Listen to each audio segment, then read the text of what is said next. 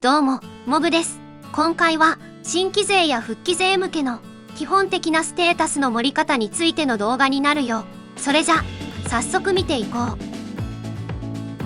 う。まず、今回の動画では、初心者や復帰勢向けの動画で、ステータスの盛り方について質問があったので、解説していくよ。次に、ステータスを盛る上で、このゲームの隠し要素である、レベル抵抗について知る必要があるよ。このレベル抵抗とは、それぞれのステータスの右側にハテナマークがあり、なおかつ対象のレベルに応じて要求値上昇と記載があるものだよ。次に一つの例としてクリティカルダメージがレベル抵抗をどのように受けるのかについて見ていこう。まず今回の検証では水篠旬のクリティカルダメージが196.28% の状態で行ったよ。その結果、レベル60から実際に適用される数値に変化が見られ、どんどん小さくなっていく現象を確認することができたよ。また、敵のレベルが70から90あたりでは、その効果が大きく働いているため、新規勢や復帰勢の人たちは、ここら辺から敵が強くなりだしたと感じるんじゃないかな。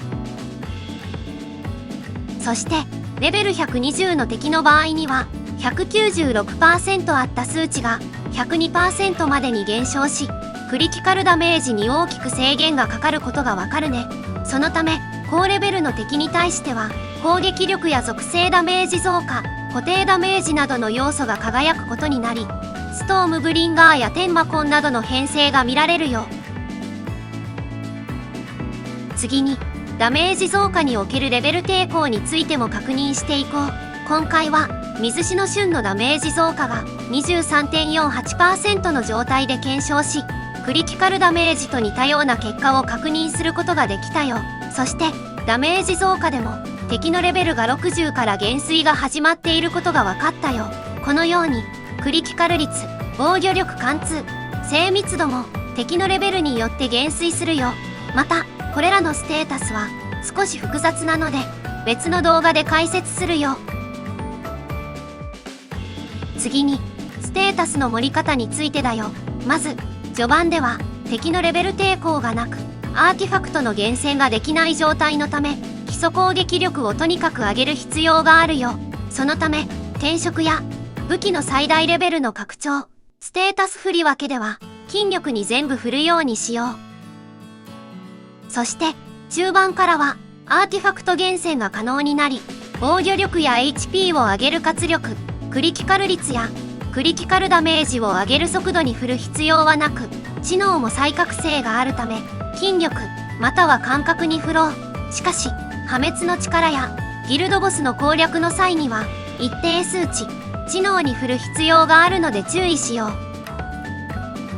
次にアーティファクトやコアを含めたステータスの調整についてだよ。まず水篠旬の場合は攻撃力にスキル倍率がかかる仕様のため、とにかく攻撃力を盛る必要があるよ。そのためアーティファクトには攻撃力%と追加攻撃力のオプションが同時に含まれていることが最低条件になるよ。またクリティカルやダメージ増加、防御力貫通などの攻撃系のステータスもできるだけ多く含まれていると良いかな。次にハンターの例として執念キャラである高坂について見ていこう。高坂の場合はスキルを確認すると防御力にスキル倍率が乗ることになっているよ。つまり執念高坂の場合は防御力を伸ばす必要があり、ハンターの場合はキャラによって参照となるステータスに違いがあるため注意しよう。そして高坂の場合も火力の基礎となる防御力%と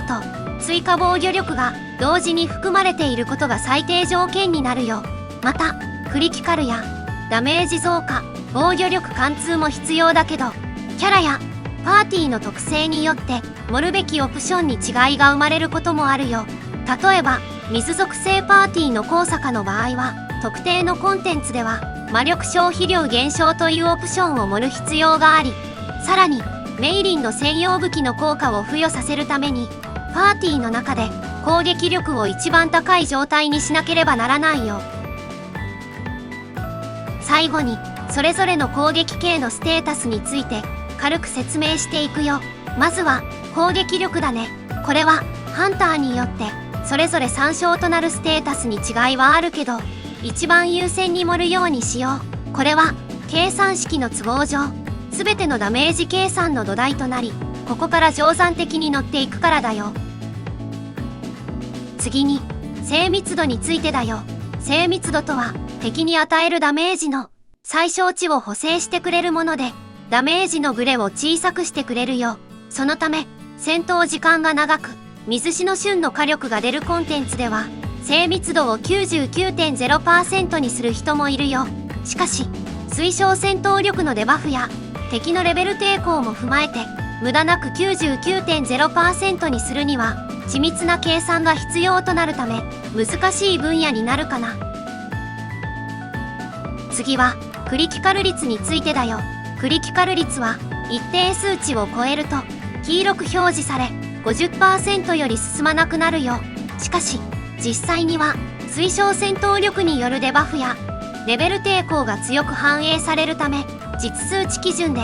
4000以上は確実に盛る必要があるよ。また基本的には高レベルの敵に対して1万前後の数値が必要となり、キャラやパーティーの特性によって適正値は変化するよ。